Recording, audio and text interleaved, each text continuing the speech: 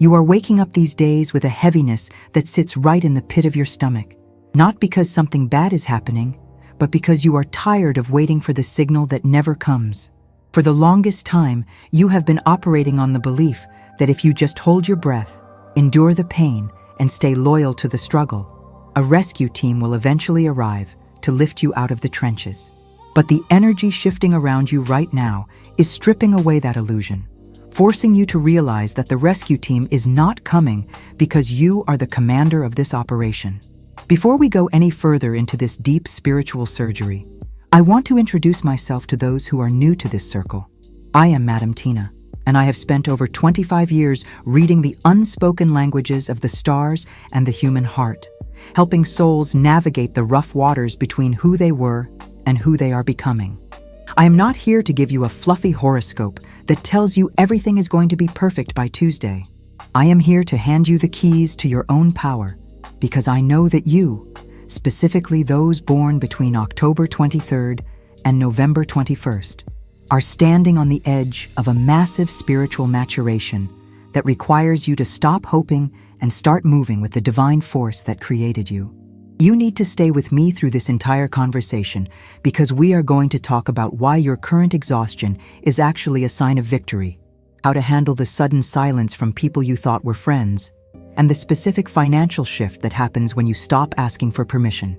This sensation you are feeling is often misunderstood as depression or burnout, but in the spiritual anatomy of a Scorpio, it is actually the sensation of outgrowing your container. Think of a seed that has been buried in the dirt for a long season. For that seed, the cracking of the shell feels like destruction. It feels like the end of the world. But for the gardener, it is the first sign of life. You are currently in the shell-cracking phase. This is why your patience has evaporated. You used to be able to tolerate ambiguous situations, waiting for people to change or for jobs to get better. You had an endless reserve of emotional credit that you would extend to others, hoping they would pay you back in love or recognition. The shift happening now is that the Bank of Scorpio is officially closing its lending department. You are realizing that spiritual maturity isn't about how much suffering you can endure. It is about how much truth you can embody. Moving with God, or the Source, or whatever name you give to the infinite, is an active verb. It requires you to pick up your feet and step into the unknown before you see the bridge. For the last few years, you have been stuck in a cycle of rehearsals. You have been rehearsing for a life that you were too afraid to actually live. You played small, so you wouldn't intimidate the people around you. You swallowed your intuitive hits because you didn't want to be accused of being suspicious or paranoid. But the universe is no longer accepting that performance. The pressure you feel is the divine hand pushing you onto the main stage. This is terrifying for a sign that prefers the shadows, but your anonymity is no longer serving your soul's purpose. You are being called to be visible, not in a vanity way, but in a testimony way. Your life is meant to be proof that transformation is possible. When you sit around hoping for things to change, you are essentially telling the universe that you do not trust your own power to change them. Maturation means taking the raw materials of your life, the grief, the betrayals, the intense passions, and building something solid with them. It is the shift from being a victim of your circumstances to being the architect of your destiny. This process begins with a radical honesty about what you actually want versus what you think you should want. Society has handed you a script that says success looks like a certain car, a certain relationship status, or a certain number in the bank. But deep down, your Scorpio soul craves something much more primal and real. You crave intensity, depth, and a connection that feels like it transcends time. The dissatisfaction you feel right now is your soul rejecting the generic life script. It is a holy rejection. You are trying to fit an ocean into a teacup, and the spillover is messy. Do not apologize for the mess. The mess is evidence that you are expanding. As we move deeper into this year and look toward 2026, the theme is alignment over ambition. Ambition is about forcing doors open. Alignment is about walking through the doors that are already open for you. The difference feels like the difference between swimming upstream and floating with the current.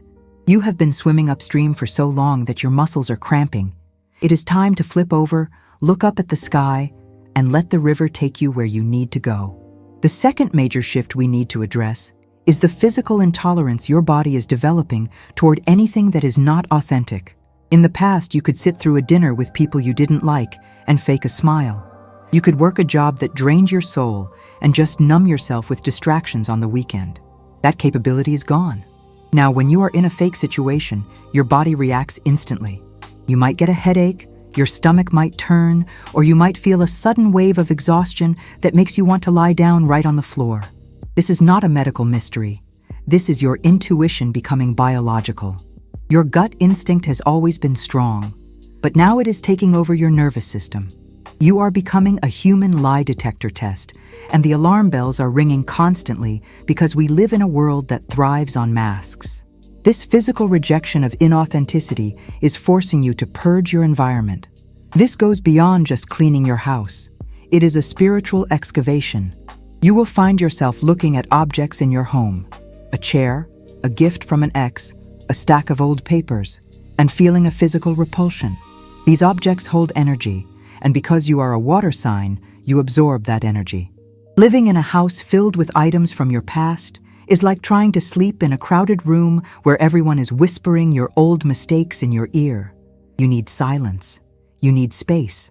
The urge to throw things away, to donate clothes that no longer fit the person you are becoming, is a sacred impulse. Follow it. Create a vacuum. When you clear the physical space, you signal to the universe that you are ready for the new. If your hands are full of yesterday's trash, you cannot catch tomorrow's blessings. This intolerance extends aggressively into your social circle. There is a specific type of person you have attracted in the past, the project. These are people who are drawn to your strength and your healing energy. They come to you broken, and you, with your natural desire to fix and transform, take them in. You listen to their problems for hours. You offer advice. You loan them energy. But you are realizing that some people do not want to be healed. They just want to be heard. They are energy vampires who feed on your empathy. The maturation of your soul demands that you cut off the food supply. This is not cruel. It is necessary for your survival. When you stop engaging with their drama, they will likely get angry or try to manipulate you with guilt. They will say you have changed. They will say you are cold. Let them talk. Your warmth is reserved for those who can stand near the fire without trying to put it out. You are building a sanctuary, a fortress of solitude where you can recharge. This might mean you spend more time alone than usual. You might decline invitations to parties or gatherings that used to be routine. Do not let the fear of missing out trigger you. You are not missing out on anything. You are tuning in to yourself. In this quiet space, you will hear the voice of your own guidance clearly for the first time in years. It has been drowned out by the noise of other people's needs. This solitude is the incubator for your next level of power. It is where you learn to be your own best friend, your own lover, your own parent. When you can sit in an empty room and feel completely whole, you become dangerous in the best possible way. You become uncontrollable by external validation. Hey, my beautiful, intense family. I want to take a quick second just to check in with your hearts. I know this kind of talk can feel heavy, like I'm reading the pages of a diary you keep locked under your mattress. If you are feeling seen, if you are nodding your head and saying, yes, that is exactly it, then you are already part of this tribe. You don't need to fill out an application. Just hit that little button to stay in the loop with us. I want us to be a circle of strength for each other. Leave me a note down below. Tell me one thing you are ready to throw out of your life today. It could be an old sweater or an old regret. I read your stories, and they honestly keep me going. Let's keep moving forward because the best part is what comes next. Now let's talk about the transformation of your purpose and your career, because this is where the rubber meets the road. You have likely felt like the black sheep in your professional life. You see things differently.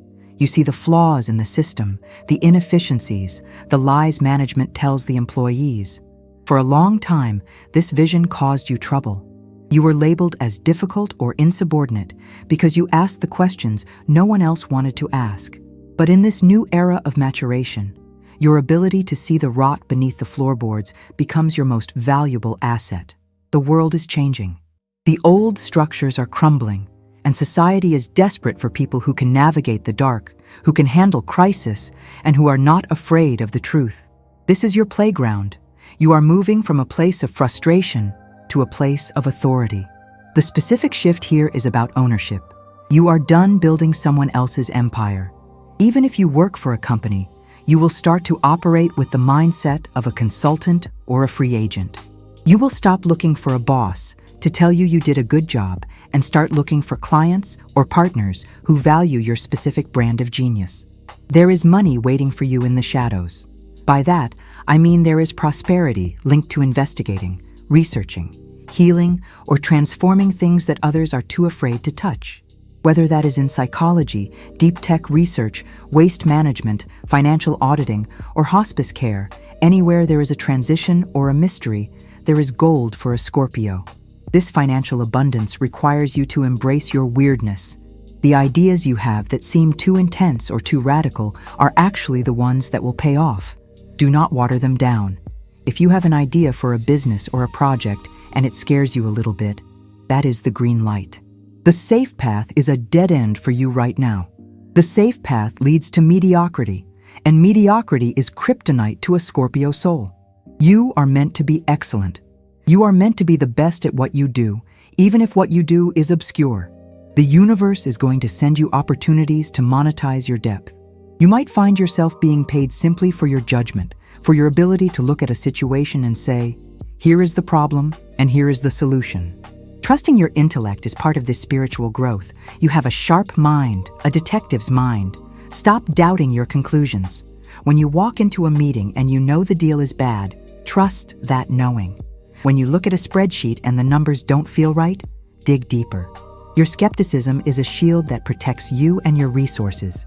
In 2026, and the build-up to it, you will have the chance to secure your future, but it won't come through luck.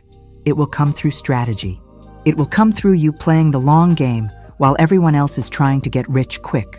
You understand the cycles of life and death, of boom and bust. Use that wisdom to position yourself where the puck is going, not where it has been. Finally, we arrive at the heart of the matter, your relationships and the ultimate integration of your soul. As you mature spiritually, you will notice that the chair next to you might stay empty for a while. This is the hardest part for many of you because despite your tough exterior, you crave deep intimacy more than any other sign. But the universe is clearing the table. The relationships that were based on trauma bonding, where you connected over shared pain or a shared enemy, cannot survive in this new atmosphere. You are healing, and healed people do not bond over wounds. They bond over visions. The people who loved you when you were broken might not know how to love you when you are whole. They might try to poke your old wounds just to get a reaction, just to see if the old you is still in there. When you do not react, when you stay in your center, they will fall away. Let them go. This creates a vacuum, a holy space that will eventually be filled by your soul tribe. These are people who speak your language without needing a dictionary. They are people who can handle your silence and your storms. But you have to be willing to walk alone through the desert to find the oasis. This period of solitude is not a punishment. It is a coronation. It is where you reclaim your sovereignty. You learn that your energy is your currency, and you stop spending it on people who give you nothing in return. You start investing it in yourself, in your art, in your health, in your connection with the divine. This brings us to the collapse of time. You have spent so much of your life living in the future, worrying about what might happen, or living in the past, replaying what did happen. Spiritual maturation brings you violently and beautifully into the now. You realize that the only moment you have power over is this one. You stop waiting for the apology that never came. You stop waiting for the perfect time to start your life. You start improvising. You start trusting that whatever happens, you have the tools to handle it. This creates a profound sense of peace. It is not the peace of a calm lake. It is the peace of a mountain that knows it cannot be moved by the wind. Your love for yourself becomes the foundation for everything. This isn't the bubble bath kind of self-love. This is the gritty, fierce protection of your own spirit. It is looking in the mirror and recognizing the survivor, the warrior, and the mystic staring back at you. It is forgiving yourself for the times you stayed too long, for the times you gave too much, for the times you betrayed yourself to keep the peace. You embrace all those past versions of you, and you say, "Thank you for getting me here. You are whole. You are powerful. You are ready. Thank you so deeply for walking this path with me today. Your presence here is not an accident. It is a divine appointment." If this message brought even a little bit of clarity to the storm you've been feeling, I would be so honored if you stuck around. We are building something real here, a place where we don't have to wear masks. Click that subscribe button, leave a comment, share your truth. Your voice is safe here. And if you are ready to go even deeper into understanding the mysteries of your path, there is another video on the screen right now that I picked out just for you. Go ahead and click it, and let's keep this transformation going. Blessings to you, always.